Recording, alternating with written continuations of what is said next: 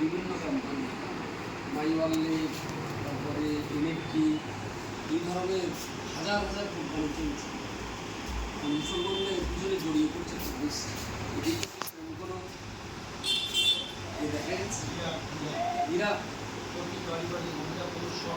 কিন্তু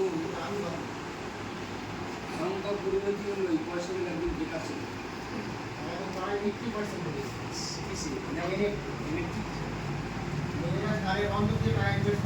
আমি এইগুলো সম্পর্কে যতদূর জেনেছি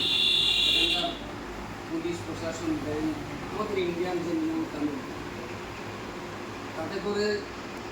এই সমস্ত জায়গায় যারা টাকা ইনভেস্ট করছে আসার ভিতরে ধরুন 3 লোক বড় লোক 97টা লোক বিদায় দিতে পারে। আর সবচেয়ে বড় বিপজ্জনক হলে অনেক আলে মামলা প্রচুর পরিমাণ আলে মামলা নিচের লোক জড়ো করে দিচ্ছে আর ওরা মনে হওয়াচ্ছে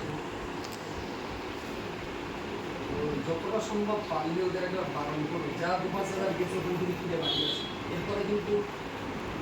একেবারে বাংলা ভাষা বলছি জামা পায়জামা জানিয়ে আছে একদম তাড়াতাড়ি বড় লোক খাটবে না করবে না বড় লোক হবে বড় লোক পাবি একসাথে ভিতরে 3-4 জন বড় লোক আর বাকি নিচের লোক সব নষ্ট হয়ে যাবে। এত পরিমাণ মুসলমানরা ডুবে গেছে হিন্দুরা খুবই কম, 1000-10টা হিন্দু আছে সব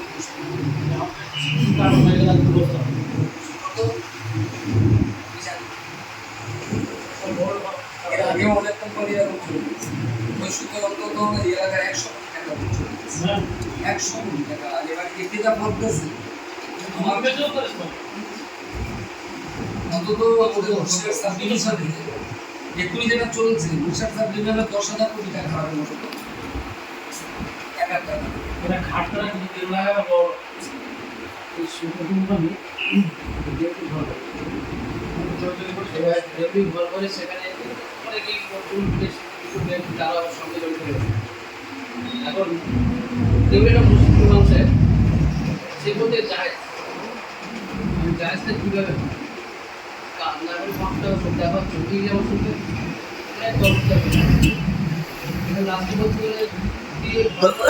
তোকে সেই টাইম সেভে ছোটো ভাই সে কালকে গিয়েছে নিয়ে টাইম ছোটো ছেড়ে দিলে হ্যাঁ তিনি মানে চোখা দেওয়া রয়েছে আর ভিডিও করে চাপ দাঁড়িয়ে মোটামুটি শুনতে তো হ্যাঁ টাইম সেভে ছোটো ভাই নাম বলি আমাদের শোনায় তো নাম নাই আমি ঠিক বলে একটা দোকান এমনি একটা দোকানে বলেই কথা আর সে টমাটা একটু টিকা বেড়ে গেছে আমি মধুর ব্যাগের সন্দেশ বলতে গেলে ভাই ছোটো ভাইয়ের নাম্বারটা আছে তাহলে কি সবার নাম আমি বলি এই ব্যাপার বা এইখানে বলতে পারে টাইম যাবে ছোটো ভাই নিয়ে কিছু কথা বলতো কিছু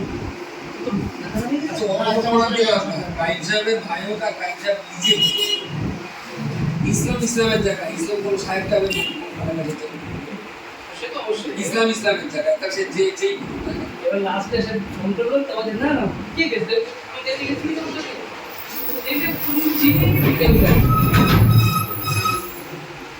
এখান থেকে অন্তত মিনিমাম 24-25 বছর আগে